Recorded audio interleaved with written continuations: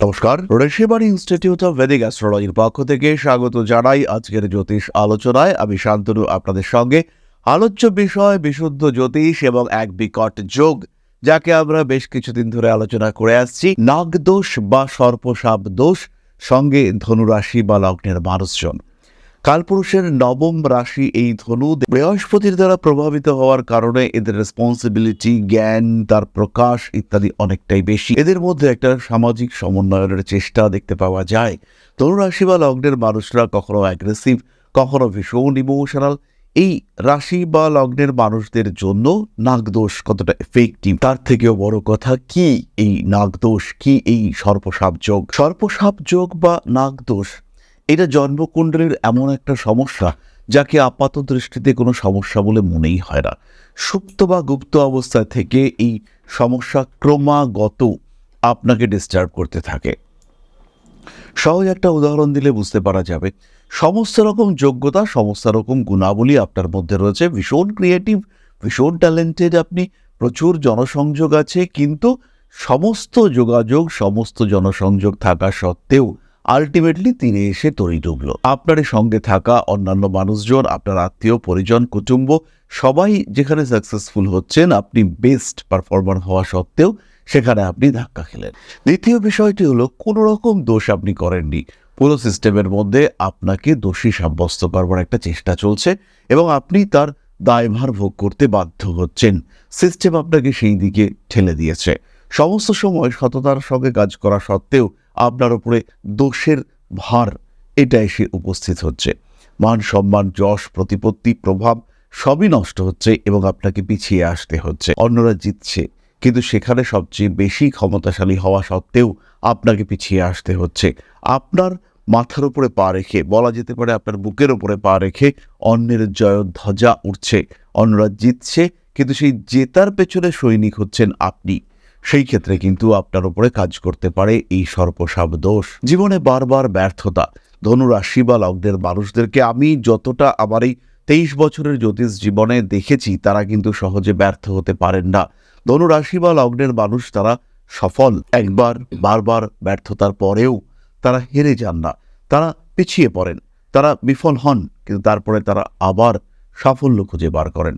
প্রত্যেকটি বিফলতা থেকে তারা সাফল্যের সূত্র খুঁজে বার করবার চেষ্টা করেন এবং নিজেকে বারবার রেকটিফিকেশন, বারবার গ্রুমিং করবার পরে তারা কিন্তু সেই জায়গায় এসে পৌঁছন যেখানে রয়েছে সাফল্যের ক্ষেত্রটি। সুতরাং জন্মকুণ্ডলিতে গোপন কিছু বাধা, যাকে আইডেন্টিফাই করা একটু মুশকিল এবং যার ফলে জীবনের অগ্রগতি বাধাপ্রাপ্ত হয়। সবচেয়ে বড় সমস্যা, এর থেকেও বিকট দোষ রয়েছে, কিন্তু সেগুলি প্রকাশিত। কিন্তু নাগদোষ বা সর্পসাপ দোষ, এদেরকে আইডেন্টিফাই করা যায় না। আবার এদের সঙ্গে সম্পর্ক রয়েছে পূর্বজন্মের, এদের সঙ্গে সম্পর্ক রয়েছে পূর্বপুরুষের। তাই নাগদোষ বা সর্পসাপ দোষ আপনি জানেনই না কেন আপনি শাস্তি পাচ্ছেন, কোন জন্মের কৃতকর্মের শাস্তি আপনি পাচ্ছেন। হিন্দু শাস্ত্র, বলা যেতে পারে সনাতনী শাস্ত্র, কিংবা আমাদের হিন্দু মাইথোলজি, আমাদের হিন্দু জ্যোতিষ, আমরা কিন্তু সবাই পূর্বজন্মে বিশ্বাস করি এবং পূর্বজন্মের কৃতকর্মের ফল নিয়েই বা পূর্বজন্মের কৃতকর্মের ফল ভোগ করবার জন্যই আমাকে এই জন্ম দেওয়া হয়েছে, এটা আমরা বিশ্বাস করি।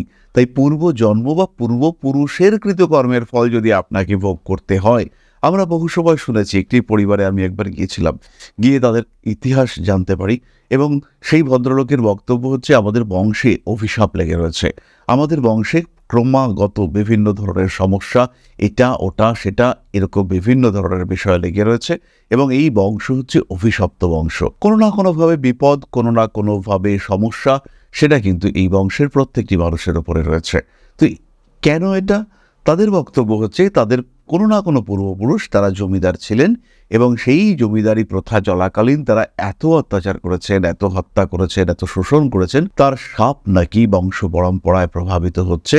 এই পরিবারে কোনো পুরুষ মানুষের জন্ম হয় না, আর যদি কোনো পুরুষের জন্ম হয় তাহলে 18 বছর বয়সের মধ্যে সেই পুরুষের কিন্তু মৃত্যু হয়। বিষয়টা শুনে আবার গা শিরশির করে উঠল, কিন্তু এই ঘটনা, এটি কিন্তু ওয়ান কাইন্ড অফ সর্পসাপের প্রকাশ। তাহলে প্রশ্ন হলো, জন্মকুণ্ডলিতে কি ধরনের দোষ থাকলে তাকে সর্পসাপ দোষ হিসেবে ট্রিট করা যেতে পারে?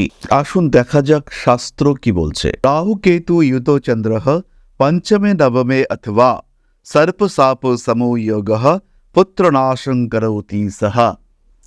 অর্থাৎ রাহু কেতু যুক্ত চন্দ্র পঞ্চমে অথবা নবমে অবস্থান করলে সর্পসাপ যোগ সৃষ্টি হয়, যার কারণে পুত্রনাশ হতে পারে, বংশহানি হওয়ার সম্ভাবনা সৃষ্টি হতে দেখতে পাওয়া যায়। দ্বিতীয় একটি শ্লোকে বলছে, পুত্র স্থানগত রাহু কেতুর্বা ইয়দি তিষ্ঠতি পূর্বজন্ম কৃত শাপ সর্পসাপ ইতি স্মৃতঃ।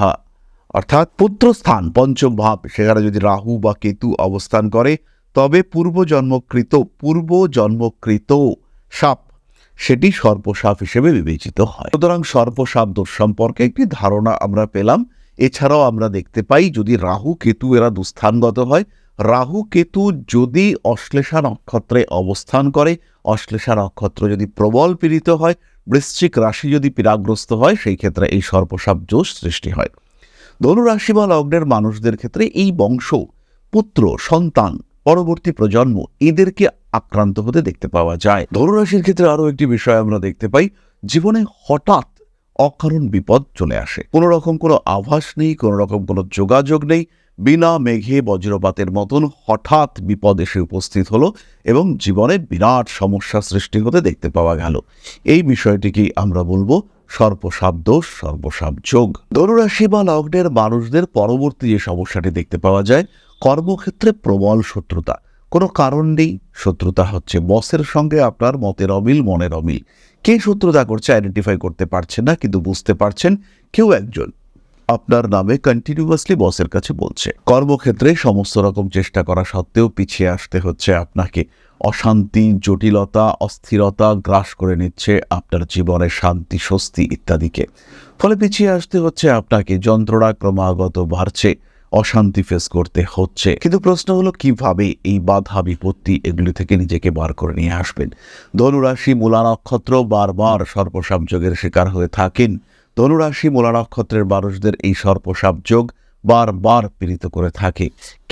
কেন ধনুরাশি মূলা নক্ষত্রের মানুষ তারা এই সর্পসাপ যোগের দ্বারা পীড়াগ্রস্ত হন? সাধারণত আমরা দেখতে পাই কেতুর নক্ষত্র, রাহুর নক্ষত্রে জাত ব্যক্তিরা তারা এই সর্পসাপ দোষ বা এগুলির দ্বারা বেশি পীড়িত হন। পূর্বজন্মের ইম্প্যাক্ট, পূর্বপুরুষের ইম্প্যাক্ট তাদের মধ্যে বেশি দেখতে পাওয়া যায়, তাদের সাবকনশিয়াস মাইন্ড অনেক বেশি অ্যাক্টিভেটেড হয়।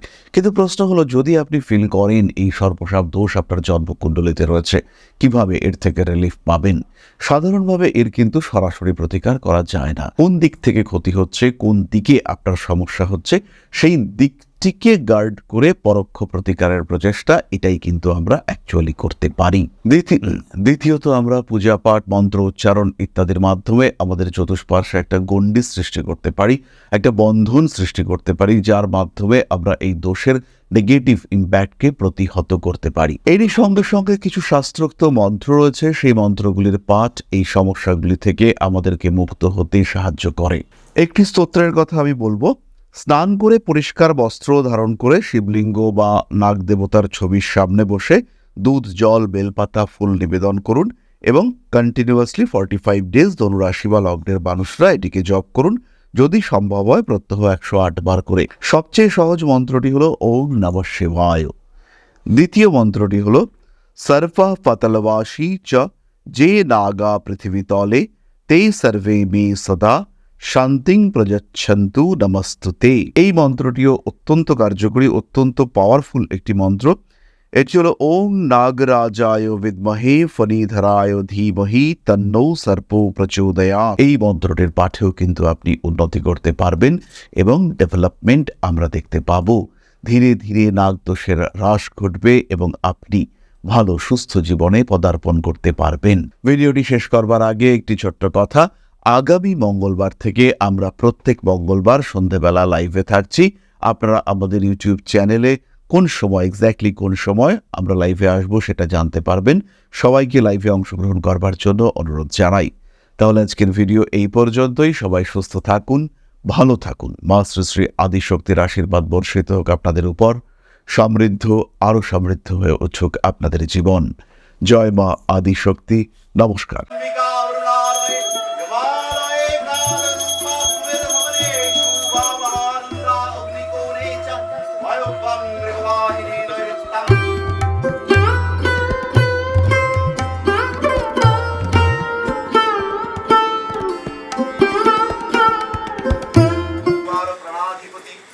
दक्षिणा कालिका परिषदाय स्वाहा